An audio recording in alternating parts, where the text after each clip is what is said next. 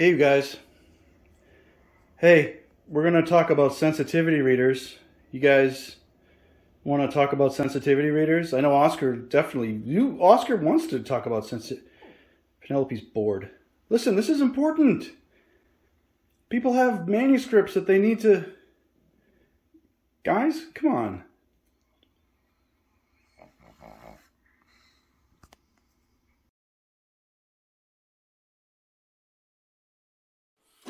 Hey, what's up? My name is JM Chaley and welcome to my channel. This week I want to talk about sensitivity readers. What they are, if you need one, what's their deal anyways? I have 5 tips on sensitivity readers, so let's get right to it. Number 1, what are they? Sensitivity readers are readers who represent a demographic that you're writing about in your novel. If you're writing about a certain ethnicity or a certain nationality or a certain religious group or whatever, a sensitivity reader represents the demographic that you're writing about that you are not a part of. If I was writing about, say, an Asian woman living in Korea, I would probably hire a sensitivity reader to read through my manuscript and make sure that I was depicting things accurately. Number 2, do you need one? You know, I'm going to strike the word need and replace it with, will it add value? That's really the question, because you know what? If you hire one or not, there aren't any novel police that are going to come after you and shake you down and point at your manuscript and say, you don't need to do anything. But the question you need to ask yourself is, will a sensitivity reader add value to your manuscript and make your manuscript stronger? If the answer to that is yes, then you ought to hire a sensitivity reader and gain the benefits from their expertise. So think about what you're writing. If I was writing a scene that had a certain ethnicity in it that I am not a part of, and this individual was going out and buying some milk at a grocery store, going home and having cereal, I'm not sure that their ethnicity weighs in on that particular scene. I could probably have that scene be for anybody. It doesn't matter. But if I'm talking about something specific or germane to someone's ethnicity or race, color, creed, sexuality, and it's becoming part of the scene, part of the story, I'm speaking directly about it, there is where a sensitivity reader could add value because they're a subject matter expert by virtue of being part of that demographic.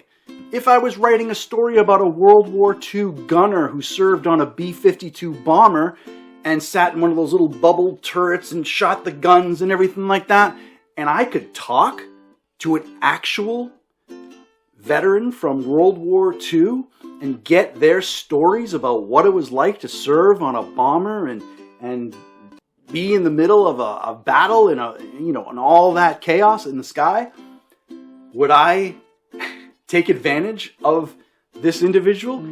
Hell yes, I would. Of course I would. Why wouldn't I?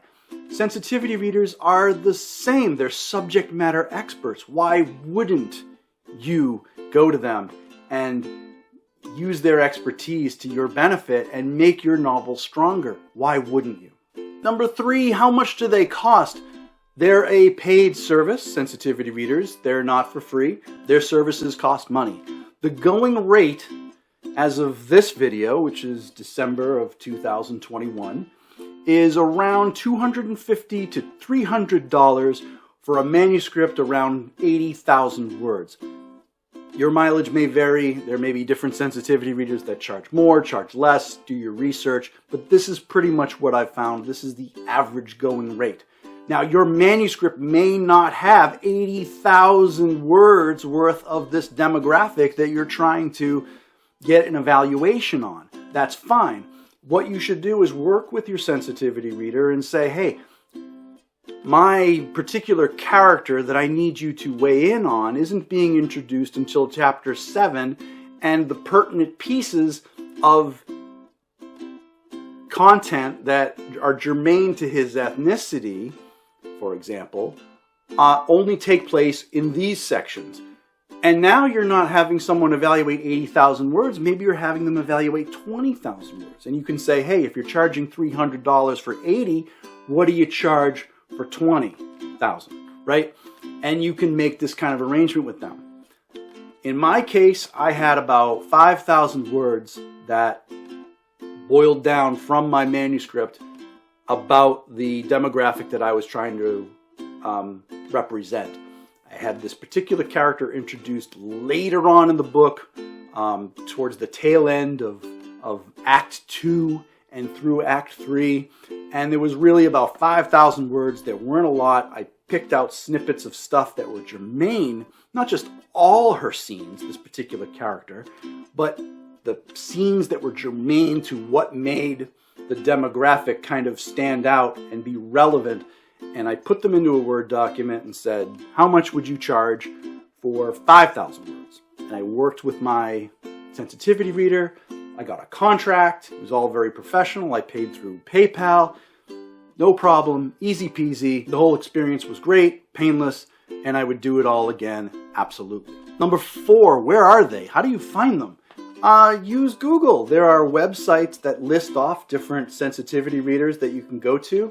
Or you can hit up your writing groups if you belong to any writing groups. Honestly, if you're not part of a writing group now, join one. Ask your fellow writers, hey, have you used a sensitivity reader? I'm looking for a sensitivity reader on this particular demographic. Can you recommend someone? And then, shop around, ask around, see if it's a good fit, because it's got to work both ways, right? But these folks can be found on the internet. They can be found on writing groups.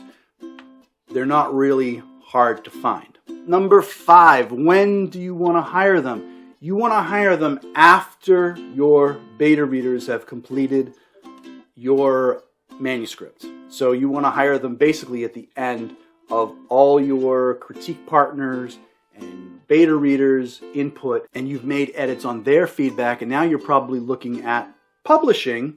But the next and final step that you kind of do on your own is reaching out to a sensitivity reader. The reason that you save this until the last is because if you do it earlier and your critique partners or your beta readers find something and it forces you to change a scene or add a scene or take a scene out, and then you've got to add content or change content that's germane to the demographic that could benefit from the eyes of a sensitivity reader, you're going to have to go back to that sensitivity reader again and say, oh, can you evaluate this as well? So you're really going to be paying twice.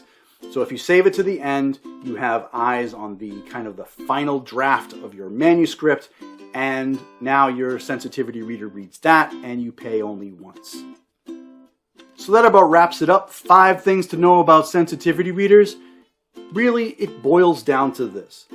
If they can add value to your manuscript, hire one. Get one on. They're subject matter experts. If you take only one thing away from this video, take that away. That they know what you're writing about because they're living that life. And you're not. Sensitivity readers are subject matter experts who will read your manuscript and let you know if there are any harmful stereotypes or offensive language.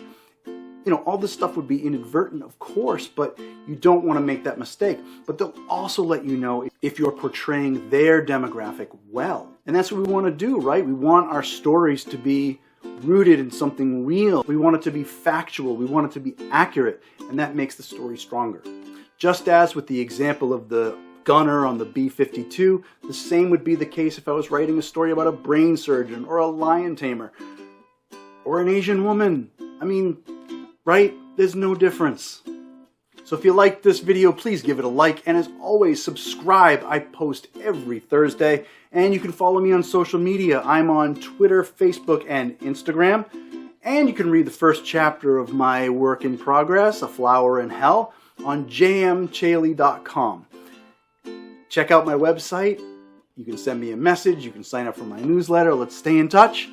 And as always, thanks for watching, and I'll see you next time.